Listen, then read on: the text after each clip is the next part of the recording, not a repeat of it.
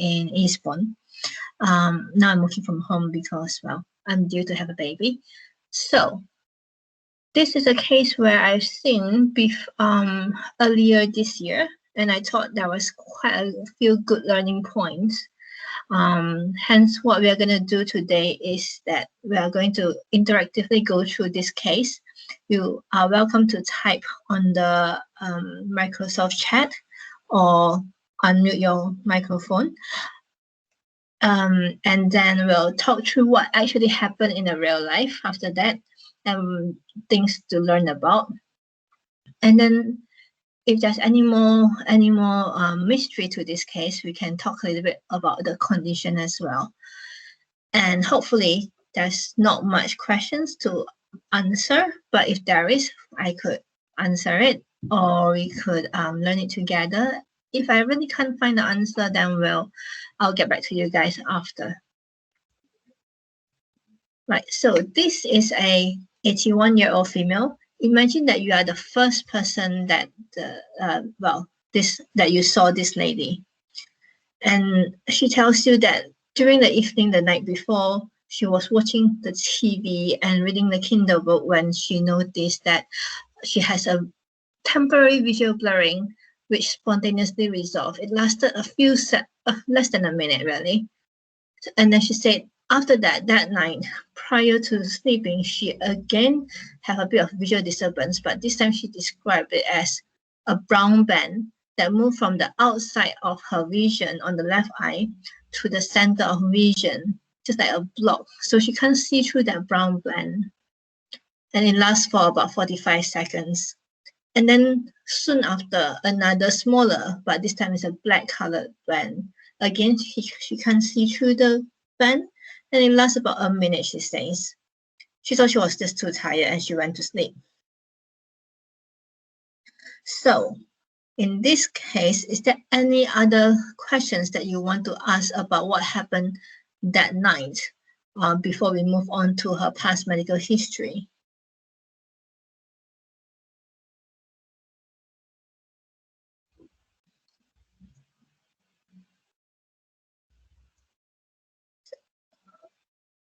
So I gather that there is no response yet.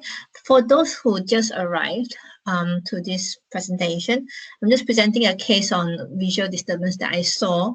I'm one of the task grade in ST3 in ambulatory care in Eastbourne. Anyways, and we are trying to go through this interactively. You are welcome to type in the Microsoft team. So the additional information I would like for that night is that whether there was any headaches. She said that she has no headaches with these events. And in fact, this is the first time that it has ever happened to her with this kind of visual disturbance. So what's next? Her past medical history. She tells us that she has cranial aneurysm that has been going on for 10 to 15 years, and it's just been monitored. There was no procedures done for it before. She indeed had migraines before, but recently has changed to ocular migraine. But she says it was zigzag lines and it's not like this brown band, black band thing that she can see through. She also has hypertension and was on felodipine and ramipril. She has high cholesterol and hiatus hernia. Her current medication is felodipine, ramipril, loperamide, and her allergies is codeine, amlodipine, causing indigestion, back pain, ramipril, causing renal impairment. So at this stage, does anyone else wants to find out anything about her drug history? Anything else about her drug history?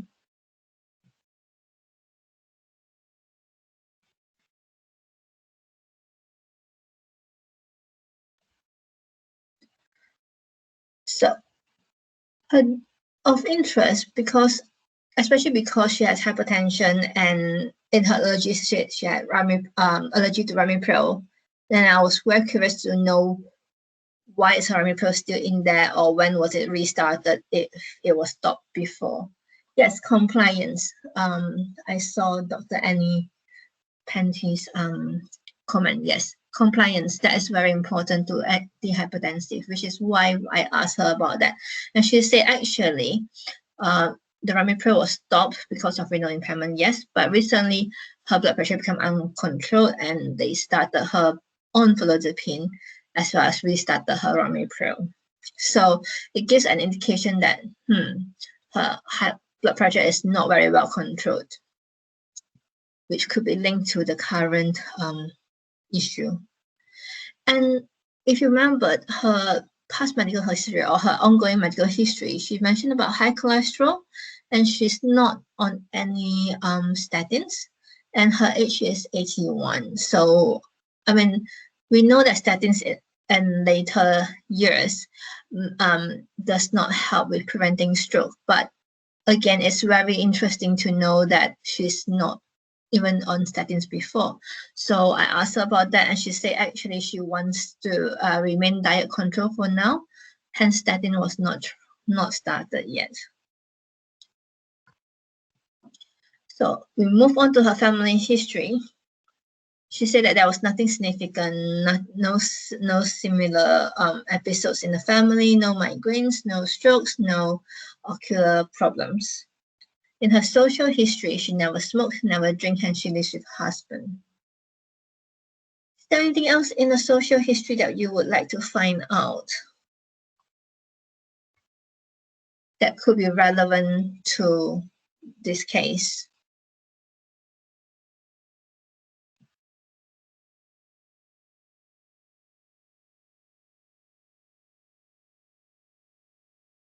So for me, I was interested to know whether there's anything that could have made her blood pressure become uncontrolled or could have made these things worse. So I asked her, well, firstly, what is she a carer? How's her husband doing? And I found out that her husband has dementia, and recently the pandemic has made caring for her husband much worse because she can't have family around, and she has never had help before with the husband before pandemic, so it's quite hard to get into the program. And hence she felt that was the reason why her blood pressure became less well controlled. And also one very important thing to know is she driving? Did she drive with this after having this incident? So that's another thing to bear in mind about. So what would you do next if you are the one that see her in A&E? Of course, then we'll go, after history, we'll go for a physical examination.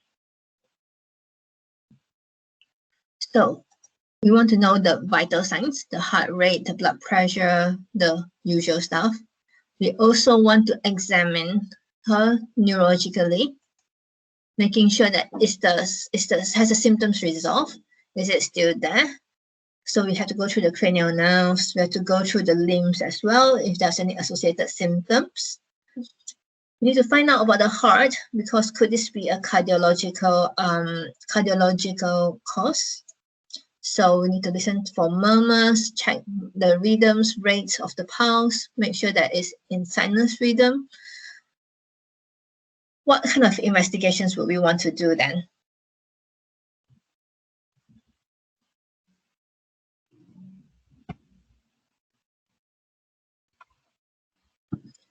So we should do a basic, well, we mentioned about, yes, ECG. Dr. Maria Vega Public, thank you. Is ECG, we mentioned about the heart, whether is it in sinus rhythm, whether is it in AF, or if it's in sinus rhythm, is that because it's a PAF, paroxysmal atrial fibrillation? We also want to do basic blood, so FBCs, coagulations, use and use CRP, ESR, although there is no headaches, we want to make sure that the SR is not raised to suggest giant cell arteritis. We also want to check that the lipid profile is okay because she tells you that she is on she is hyperlipidemia, but she's not on any anti-cholesterol, any statins, and thyroid function as well. So the ECG in her case was normal sinus rhythm. Her ESR was normal. Her bloods, in fact, was absolutely normal. CT hate, because I'm now thinking, did she have a stroke? So, or did she have a TIA? Because her symptoms has resolved. The CT hate showed there was nothing acute. So I might have given away my differential diagnosis, but never mind. Anyway, any idea on differential diagnosis?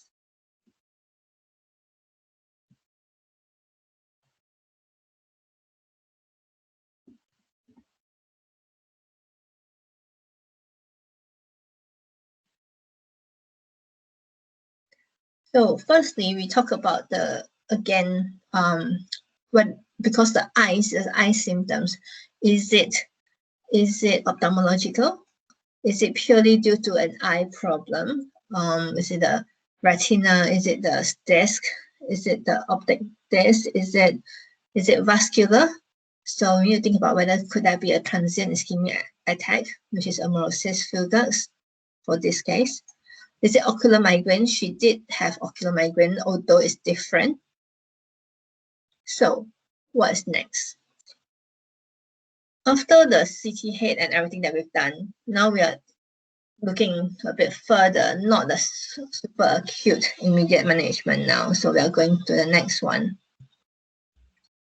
So because the most dangerous thing is that this could be transient ischemic attack, and she already had 2 episodes. So we need to consider starting aspirin, and aspirin with lansoprazole in her case, because she has hiatus hernia and she is quite sensitive to aspirin, she said. So we chose to give her aspirin with lansoprazole. The next thing to do is control her hypertension. We must remember in stroke, though, ischemic stroke kind of situation, you don't lower that blood pressure for too fast, too quickly. So, but in her case, we want to make sure that it's not been too high for too long. So just need to up titrate her meds if it's not in control. And then the next risk factor is her cholesterol. So we then need to start her statins. Other investigations. Any idea on what other investigations should we do now that we've done the immediate investigations and the immediate management? Yes, carotid Doppler is one of them. So her carotid Doppler showed that there was some hard and soft plaque in the right carotid bulb, but no hemodynamically significant stenosis noted. Anything else?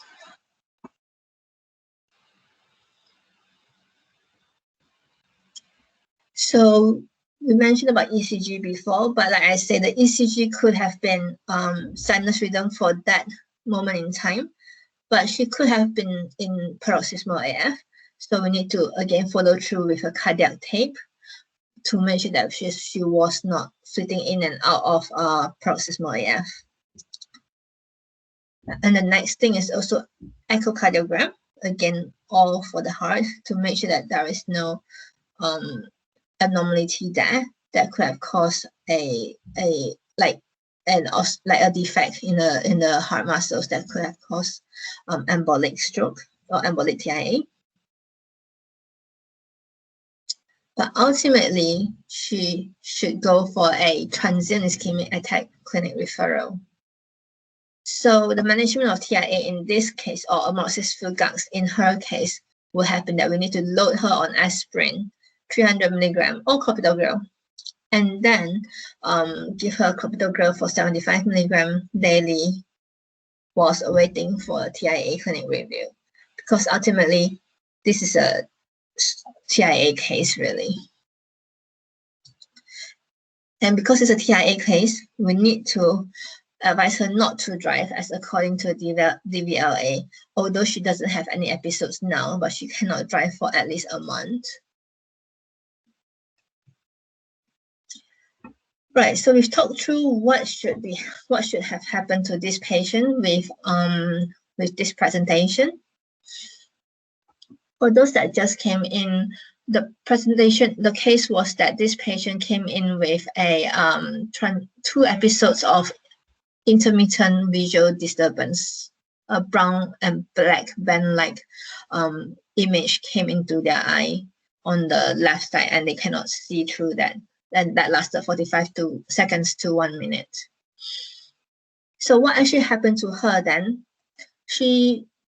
After that night, when it happened, the next day, she rightly, as a lay person, went to optician to ask what's happened to herself.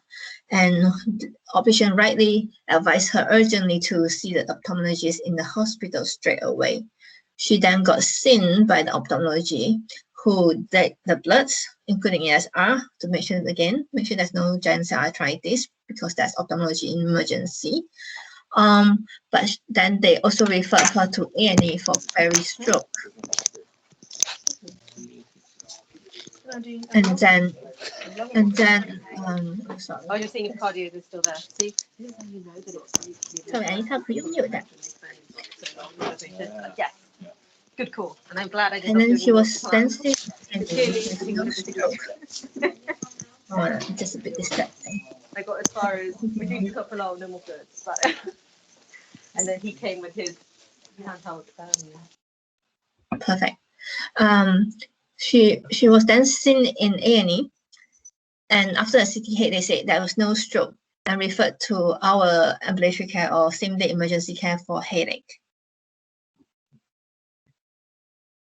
And that was when the patient got really confused and did not understand why she was referred. So she was then seen on our unit for headache anyway, but because it was quite a long process by then, she was then asked to come back with 4 days later for another review, as we need CT angiogram and lumbar puncture. At this point, she asked the person that seen her on that day, why does she need a CT scan? She just had a CT scan, and she was quite reluctant for it, bearing in mind she had her husband with dementia already waiting at home for the whole day by then. So she said, yes, fine, I'll come back 4 days later, and then we can go from there. And then we know what happened. That was when I saw her, and then we went ahead and decided that this is actually a TIA case. So the learning points I got from this case was that we need to be suspicious, especially when the patient came back 4 days later and still asked me, why am I being referred for a CT angiogram? I never had headaches. I had migraines before, but not with this event. And I worry that there is miscommunication. And I think it's very easy for us, especially when we're busy doing an on-call, we often trust what has happened. We do check with patients, but if we are too busy, we just read the notes, get a quick summary, and then carry on from there. But I think we need to bear in mind, sometimes we need to just be a bit suspicious that could there be a miscommunication going on, and dig a bit more, because otherwise this patient will have gone for a CT angiogram inappropriately, as well as a lumbar puncture inappropriately as well. And the second thing is to explore the patient's medical seeking behavior. So why did she choose to go home for 4 days and then come back later? Because this is a TIA, it's then been delayed for nearly a week by the time I've referred her to a TIA clinic and start her aspirin. So the topic then, the diagnosis here would be amaurosis fugax. What does it mean? Amaurosis just means dark in Greek, and fugax just means fleeting in Latin. And just means that it's transient loss of vision in one or both eyes. And this is new to me. It doesn't have to be complete loss of vision. It can be just partial, just like this lady. So it can be in one eye. If it's in one eye, if you remember your neuroanatomy, if it's in one eye, the problem will be anterior to the optic chiasm because it hasn't crossed yet, so it only affects that one eye. If it's in both eyes, it would be at the back. So it's either at the optic chiasm, remember your bilateral hemianopia kind of thing, or anything behind that. And the duration and period between the episodes could tell you what could be the problem and where the problem is. So if it lasts really, really quick, then it's papillary edema. If it's between 1 to 15 minutes, it's more vascular. If it's longer, it's more like migraine with aura. When the history is unclear, especially, you need to assume that it could be either one eye or both eyes. You can't just assume that it's one eye. But with this lady, she's very clear. She's like, I tested it. It's only on my left eye. And then there's other features that can point towards the diagnosis as well, or can suggest the diagnosis. And with eye problem, sometimes it's quite dependent on the patients telling you what the symptoms are. So they can go between, oh, it's just a bit blur, or it's just a bit foggy and cloudy, or complete blackness. If it's complete blackness, you know what it means. It's not vague anymore. If there is a positive visual phenomena such as any zigzag lines, lightning lines marching across the field, then you know that it's most likely to be migraine. If this, however, is very, it's not changing in intensity and it's worse at the onset, that is most likely seizure. If there is negative visual phenomena such as basically complete blackness, then it's retinal ischemia. If there's red visual field, the name is erythropsia. I don't remember that when when I was in F1, but erythropsia is the name, and it means that there is hemorrhage in the anterior chamber. If it changes according to the exposure to bright light, then it's most likely to be vascular type of thing, so like retinal claudication or giant cell arthritis or any retinal diseases. If it changes with the position of neck, remember where anatomy is. What is in the neck is carotids. So it could be carotid stenosis, where the vascular stale phenomenon happens. And if it changes with the position of gaze, remember how you change your gaze. You have the eyes and you have the muscle of the eye. So it's most likely orbital mass. If it's this, I have not heard of until I've done this presentation. But apparently it's after exercise or hot shower, there's something called off syndrome, and it's indicating demyelinating disease of the optic nerve or vasospasm.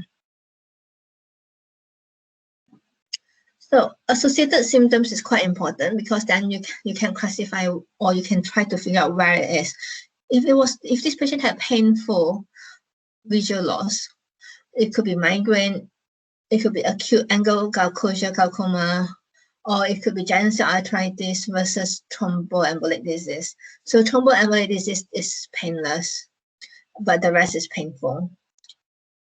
If there is transient contralateral hemiplegia, such as weakness of your upper arms or your lower limbs, then you need to think about whether there's any severe carotid occlusive disease, such as basically stroke.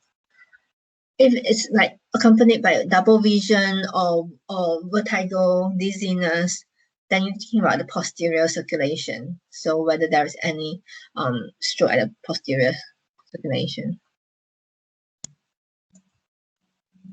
So what are the risk factors? We've gone through this with this patient. The risk factor is older age. Whether he has any diabetes, she doesn't have it, but diabetes is another one. High blood pressure and high cholesterol. Also, any cardiac disease. That's why we did our ECG, our cardiac tape, and our echocardiogram.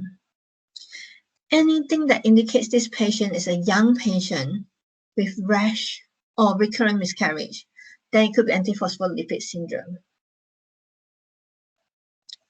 Anything else that indicates that this patient may have hypercoagulable disorder?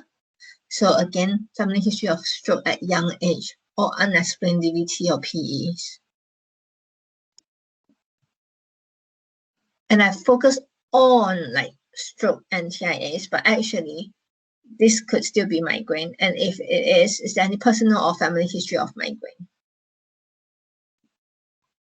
So most of the cases of this kind of symptoms is due to stroke or transient ischemic attack. But actually, it also overlaps with other things. Sometimes you have ocular disease. Migraine is very common. Or transient monocular blindness. Quite often, we don't know what has caused it.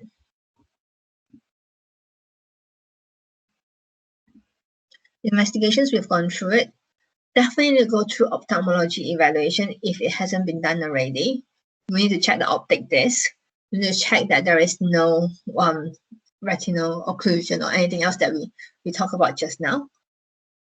We need to rule out giant cell arthritis, hence ESR. We need to rule out any hemorrhagic stroke or anything else, so CT brain. ECG we mentioned, carotid ultrasound we mentioned again. Thing that we didn't mention was the MRI scan after that. So the MRI scan wouldn't be something that you would do acutely, but it would be something that you would do after your immediate management. EEG for square seizure, only if there's any indication for it. Don't do it on everyone with these symptoms. Again, hypercoagulable testing if there is any history indicating that. So what is the treatment? The treatment basically is treatment according to cause. If it's vascular, if it's TIA, stroke, then start aspirin. Statins will need to be delayed for 48 hours if it's a stroke because of the risk of transformation hemorrhagic, transformation of the brain. And obviously need to manage the risk factors as well. If it's orbital mass or things like that, you need to refer to ophthalmology and things like that.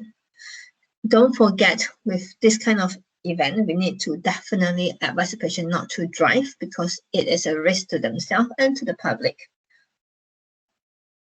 So that will be the end of my presentation. And the references is mainly got from UpToDate and BMJ, really. Any questions that we haven't already covered through the cases?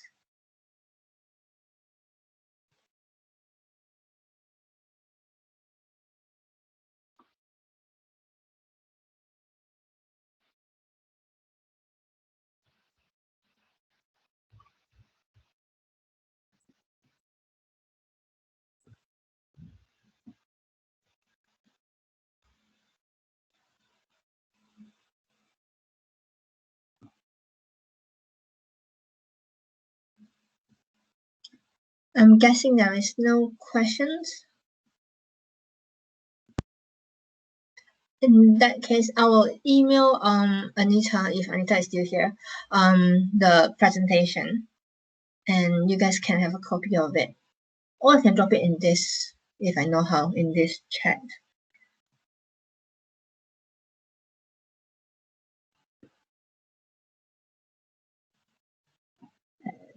Trying to stop sharing. You're welcome.